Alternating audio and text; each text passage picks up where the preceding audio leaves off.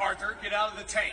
You're not my dad. Get out of the fucking tank. I am your dad. You're not my dad. I am your dad. Get out of the fucking tank. I'm in a tank and you're not. I will call I'm Mr. literally Middleton. in Get a out of the fucking tank. I'm literally in the tank. You're Get not. out of the You're not my dad. Literally get out of the tank. Tell Major Middleton. I don't give a fuck. Get out of the fucking tank. No. Okay.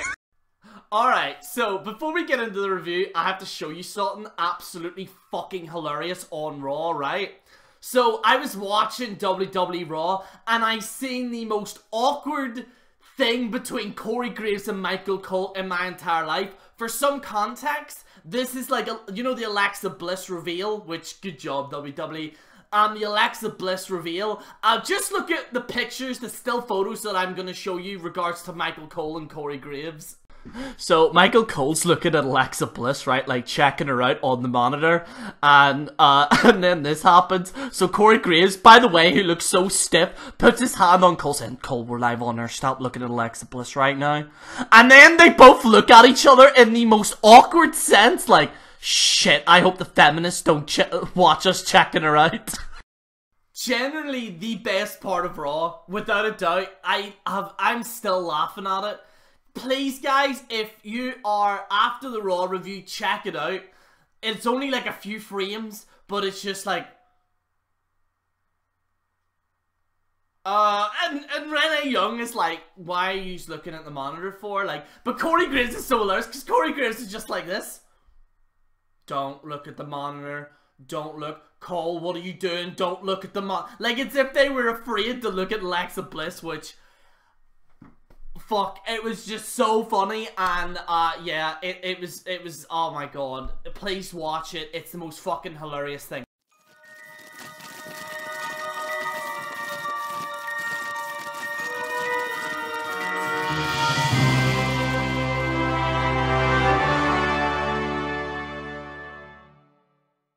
Hi guys, and welcome to another edition of General Jerry channel. I'm still laughing at the Cole Corey Graves thing, it's just so fucking funny.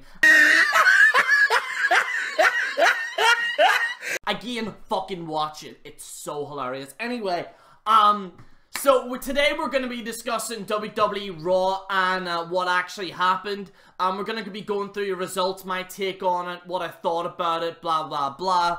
Honestly, for the most part, it was very forgettable. Apart from maybe a few highlights, obviously towards the end and maybe somewhat in between the first hour. There was something quite significant that happened. So WWE Raw kicks off. Braun Strowman's pissed off at Baron Corbin, and he then like grabs fucking the limo and shit, and it's just boring at this point now, him like lifting the car now. Like, I don't know how you can make lifting a car seem boring. You don't want to mess with me, cause I will fight you. Bring it on. I will destroy you. I have an army of 60 million subscribers. Look at my muscles. But they've overdone it. Like, that's the problem with WWE. They always overdo shit too much. It's like beating a dead horse. Instead of beating a dead horse, they're beating it with a sledgehammer and shoving a dildo up its fucking ass. Dad, what's wrong with AIDS? Why doesn't anyone want me to give them AIDS? It's just terrible. It's absolutely idiotic, and quite frankly, I just thought it was terrible.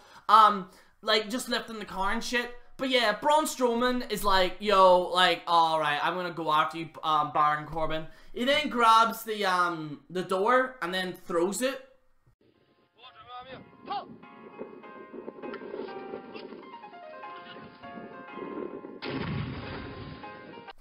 And then, it's Vince McMahon's car, so Vince McMahon was like, pay $100,000. And then Braun Strowman was like, that's a piece of shit car, I'm not paying that. And he goes, right, well, you're not getting a title shot, how about that? And then Braun Strowman got pissed off, so he goes, ah! And then he like lifts the car, and then cheers that he lifted it. Bitch, you just lost the title shot, you dumb cunt! You get nothing! You lose!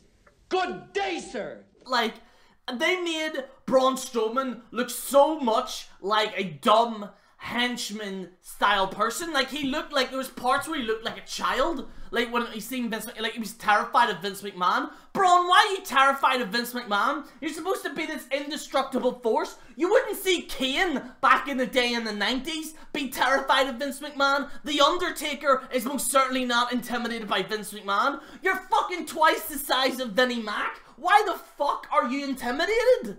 This makes no sense, but anyway, Braun lifts the car and just rubs one on the back of the car. Just absolutely pulls the fucking cock off himself. It was poor execution, to be fair, but, you know. Ronda Rousey, Sasha Banks versus Nia Jax and Tamina Snuka. Couldn't give less of a fucking shit. Banks and Ronda Rousey win. I didn't really care about the tag match. Boring. Lucha House. This is where shit gets kind of bad a wee bit. Lucha House Party versus the Revival. Yeah, this wasn't great either. Can we stop this? It's just showing like an average show. Boring.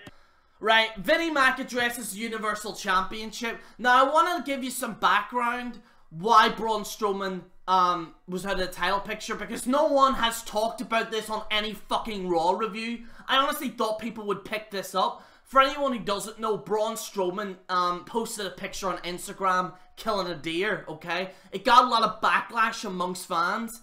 Also, the main reason why they're pulling Braun Strowman out of it is because Brock Lesnar is apparently supposed to win the Royal Rumble, and they want Braun Strowman to look somewhat strong. That's apparently the gist of it. But apparently Vince McMahon, the rumors are that he's not too high on Braun Strowman because of, like, you know, he's been kind of acting out of turns a wee bit.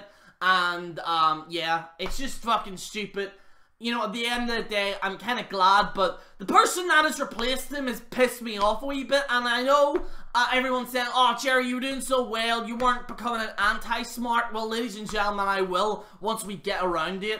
Vinnie Mac comes down, John Cena does his typical fucking, I was here, you gave me a chance. When everyone, like, he fired shots at The Rock and Stone Cold Steve Austin saying, they left. They left wrestling. No, they left because Vince was acting like a fucking fudge nut, that's why. And they were securing their own jobs. And Cena was single-handedly, I think, in my humble opinion, destroyed Raw. Because he was so fucking boring. They could have picked anyone better than Cena as a top guy in the early 90s and the late, you know, in the early 2010s. But Big Papa Cena, in my humble opinion, ruined it. That's why people turned away. You know what I mean? Like, Cena is not on the same level as The Rock and Stone Cold. I'm sorry. Stop saying Cena's the same level as him. Cena is nowhere near the same level as The Rock and Stone Cold. Okay? Not even in my top 5 or top 10. Cena is not even in my top 10. I know you are your shit. I know you are your shit.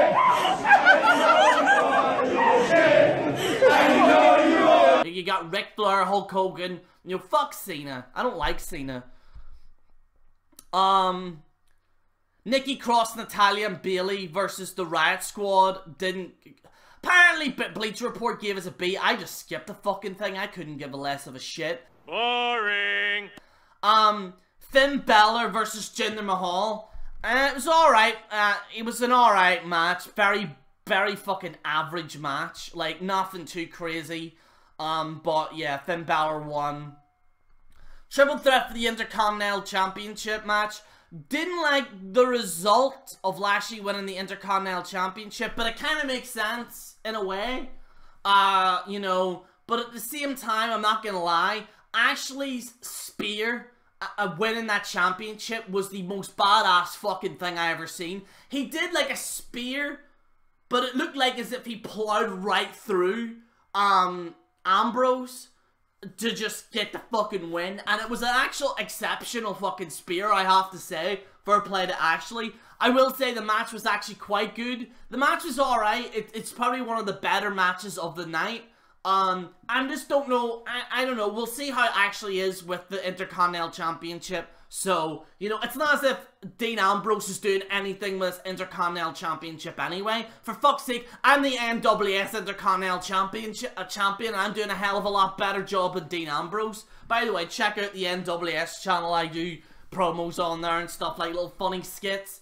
It's nothing too serious, you know, it's just jokes. So if you like my joking side or whatever, check out the NWS channel. We're nearly at 100 subscribers on that channel, so check them out.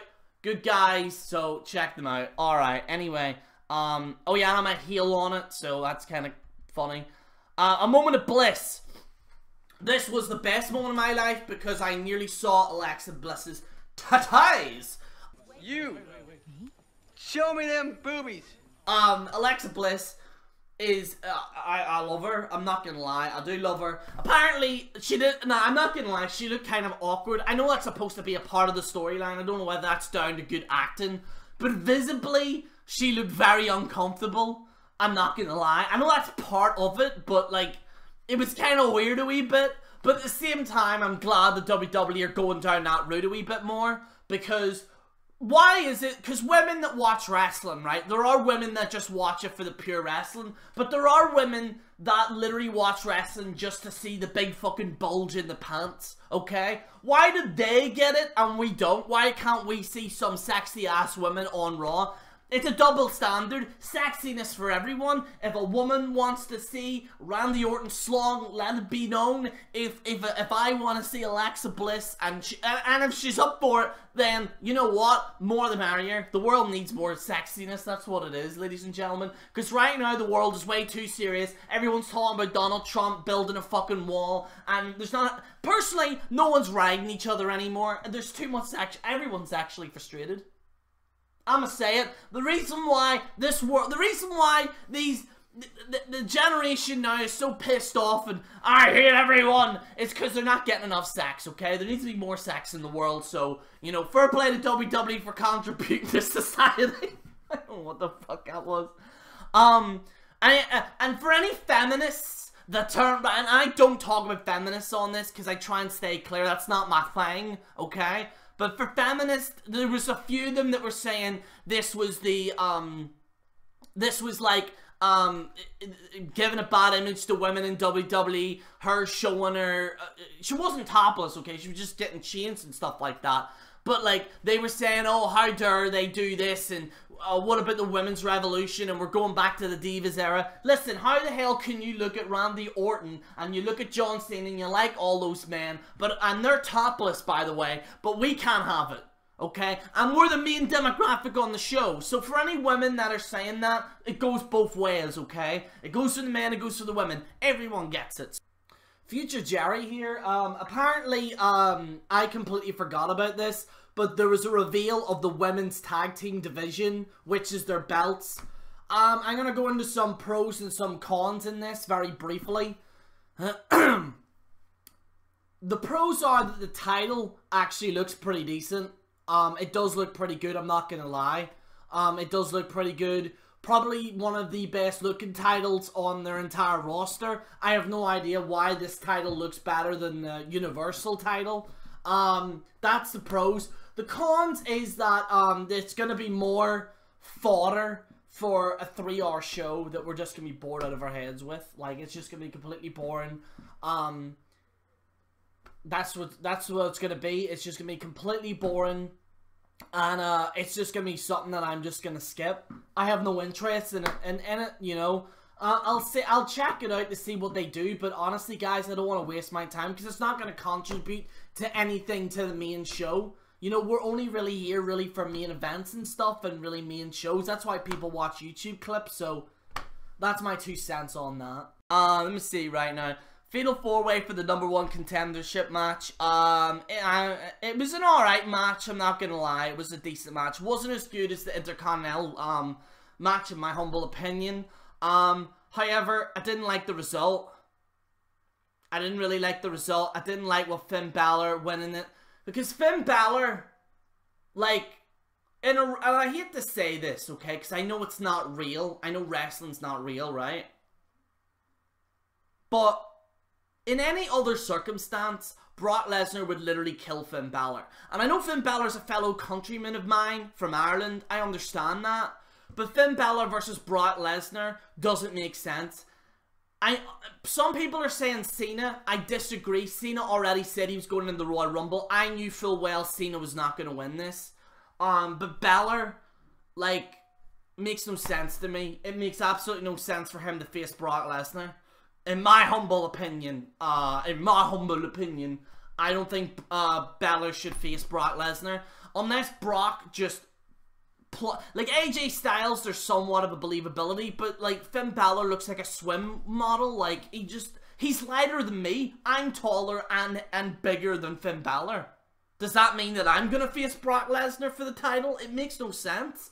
And everyone says, oh, well, Jerry, you can't say that about the little man. But guys, there has to be some type of credibility to wrestling. Like, you can't just, like, I'm all for making jokes, but, like, this is just a joke. Why is Finn Balor against Brock Lesnar? Brock Lesnar uses Finn Balor as a toothbrush. Honestly, guys, I can't see Finn Balor beating Brock Lesnar.